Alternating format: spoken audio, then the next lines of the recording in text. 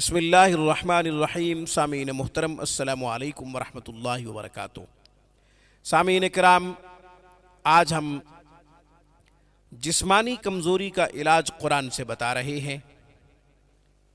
بڑوں کو کمزوری ہو یا پھر بچوں کو، جسمانی حوالے سے سب کے لیے یہ عمل یکساں ہے اور یکساں مفید ہے۔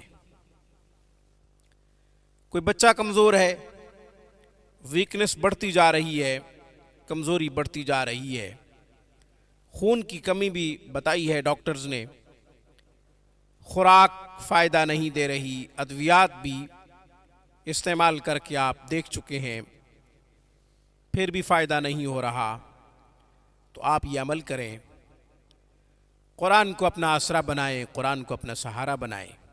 انشاءاللہ ویکنس ختم ہو جائے گی، کمزوری ختم ہو جائے گی۔ بچے کو کمزوری لاحق ہے یا کسی بڑے کو کمزوری لاحق ہے، خون کی کمی کا شکار ہیں یا پھر کوئی اور کمزوری ہے، انشاءاللہ ختم ہو جائے گی۔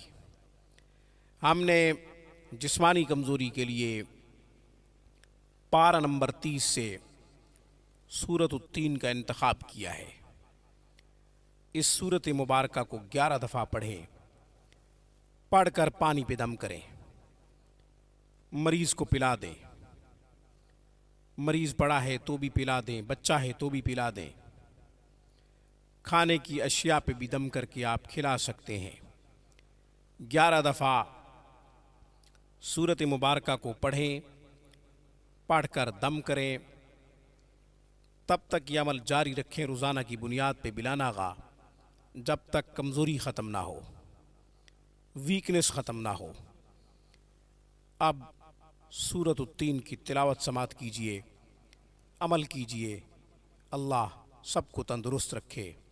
بسم اللہ الرحمن الرحیم۔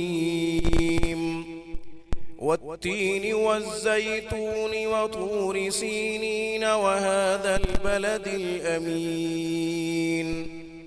لقد خلقنا الانسان في احسن تقویم ثم رددناه اسفل سافلین الا الذين آمنوا وعملوا الصالحات فلهم اجر غير ممنون فما يكذبك بعد بالدين أليس الله بأحكم الحاكمين۔